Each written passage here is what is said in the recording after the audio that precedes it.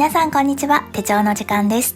突然ですが、定期的に文字の練習がしたくなるなーっていうことはありませんか？私はノートを書いたり、手紙や書類を書くことが多いので、自分の文字の癖を修正したいなーと思ったタイミングでちょっとだけ練習をすることがありますよ。ということで今回は美文字トレーニングの方法や私なりのコツをお届けします。それでは早速いってみましょう。まずはいろんなペンの書き心地を見てみましょう。最初は鉛筆。練習するときは下敷きがあると手にかかる負担が少し軽くなる場合がありますよ。最初はお手本をなぞって次に自分で書いてみるというシンプルな練習方法です。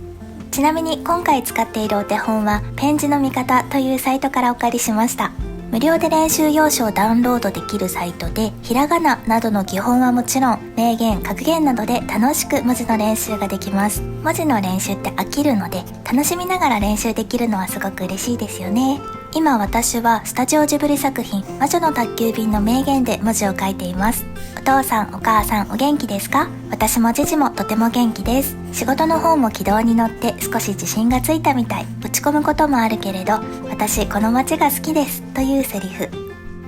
次はエマルジョンボールペンのブレン 0.5mm を使ってみます。先に結論から言うと、このペンは私と相性がちょっと悪くて、同じように文字を書いても線が揺らいでしまいました。文字の練習をするときは止め、跳ね、払いのスピード感がとても大切なので、スルスルスルっと滑らかすぎる書き心地のペンは練習には不向きだなと思います。でもこれは私だけかもしれません。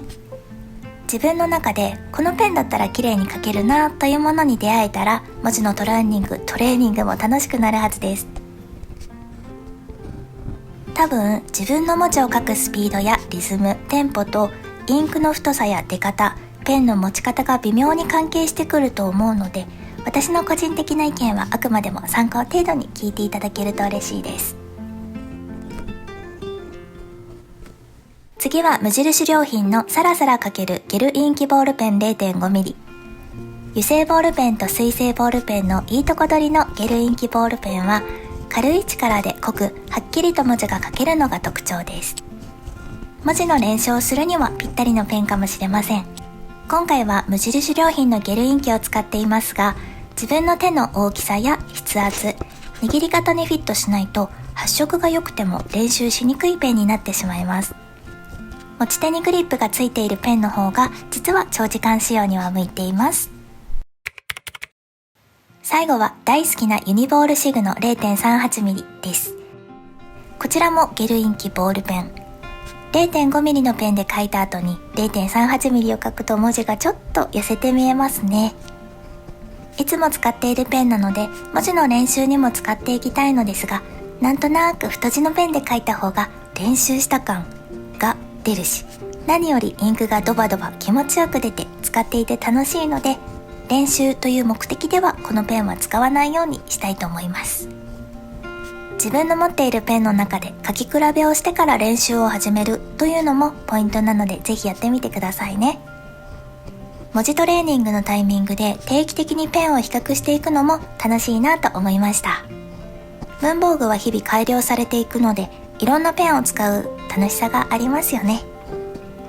私はいつも文房具屋さんに行くと新商品コーナーを見て必ず試し書きをしています。気になるものは自分で買って定期的に使っていくのですが、最初は微妙だなぁと思った商品でも使い方を変えるだけでリピートしたくなる商品になることがあるからです。ペンの書き心地、発色、太さ、硬さなど自分に合ったものが見つかったら30分や1時間集中して文字を書いてみましょう。今回は鉛筆と無印良品のゲルインキボールペンで練習をします。最初は鉛筆でお手本をなぞって、次にゲルインキで自分で書いていくというスタイル。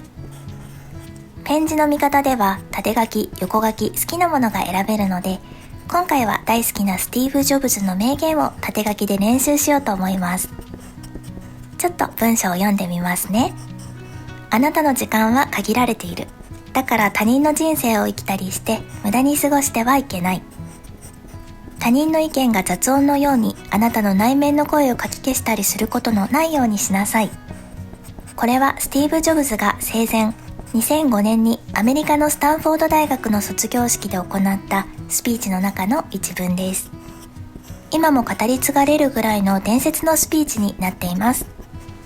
価値観、人生観を余すことなく語っていて、本当に感動するスピーチなので、全文を聞いたことがない方はぜひ聞いてみてください。ということで、ちょっと文字トレーニングから話がずれちゃったので戻していきましょう。縦書きで書くときも横書きで書くときもマス目のある用紙を使うのがベストです。たまに中心線だけ記載のある練習用紙がありますが、全体のバランスがつかみにくいので、文字の形をしっかり修正していきたいなという場合は、ぜひマス目のある用紙を選んでみてください。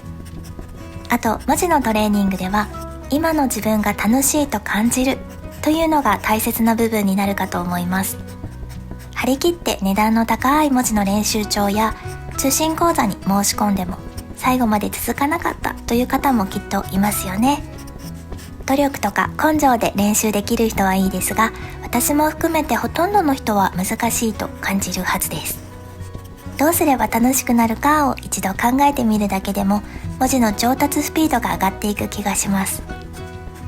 私の場合は今回動画でご紹介したように、自分の好きな漫画、映画、名言で文字を練習すると楽しくなるので、定期的にプリント1枚を書いてみるようにしています。自分の練習した文字をまとめていくと、わあ、こんなに練習したんだなぁと目に見えて成長がわかります。少しずつだけど自信にもつながってきて、また練習したくなる、また学びたくなるというサイクルにもなっています。そんなこんなで鉛筆の練習が終わりました。次はゲルインキでもう一度同じ文字を練習します。お手本が横にある場合はお手本を見てバランスを確認しながら書く。もしお手本が横にないときは、縦型の場合中心線を揃えて文字を書くとすごくまとまった印象になりますよ。横書きの場合は中心線を揃えたり底辺を揃えたりバラバラですが、縦書きの場合は必ず中心線を意識して文字を書くようにしましょう。私が使っているお手本は文字の大きさが一定で少し機械的な印象になっています。もっと手書きの美しさを出すために、漢字は大きく、カタカナは中くらいに、そしてひらがなは小さく書くイメージを持っておくといいです。手書きの美しさで言うと、テレビや SNS などで活躍する方の字とか、地元の習字の先生の字とか、同じ美しい文字を書く方でもそれぞれの個性が出てくるんですよね。自分の好みの文字を書く方を見つけるというのも楽しみ方の一つです。もし100円ショップとか本屋さん、文房具屋さんなどで文字の練習帳を見つけたときは、文字の形、印象をぜひ見比べてみてください。力強い字、繊細な字、人はそれぞれ性格があるように文字にも性格があるので、見てみるととても楽しいです。ということで終わりに近づいてきたので、もう一度美文字トレーニングの方法やコツをおさらいしましょう。美文字トレーニングの方法その1、楽しいお手本を見つける。おすすめはペン字の見方。その2、書きやすいペンを見つける。おすすめはゲルインキボールペン。次は美文字トレーニングのコツ。その1、止め、跳ね、払いのリズム、スピード、テンポを同じにしない。漢字カタカナは直線、ひらがなは曲線。それぞれスピード感が違います。その2、マス目のある用紙を使う。これは全体のバランスの把握が大切だからです。その3、縦書き、横書きは基本は中心線を揃える。横書きの場合は底辺に揃えて書く場合があります。その4、文字の大きさの特徴を知ろう。漢字は大きく、カタカナは中くらい、ひらがなは小さく書くのが基本のイメージです。そんなこんなで練習が終わりました。最初の方はやっぱり文字がブレていますが、だんだん書き方や書くスピードが変わってきて、文字が安定してきたような気がします。自分なりの楽しい文字トレーニングを見つけると続けやすいので、ぜひ皆さんもやってみてくださいね。書くことって文字が上手になる以外にもメリットがたくさんあります。集中力が高まったり、アイデアが広がったり、リラックスできたり、おうち時間の楽しい過ごし方の一つに取り入れてみるとすごくいいかもしれないですね。それではまた次の動画でお会いしましょう。バイバーイ。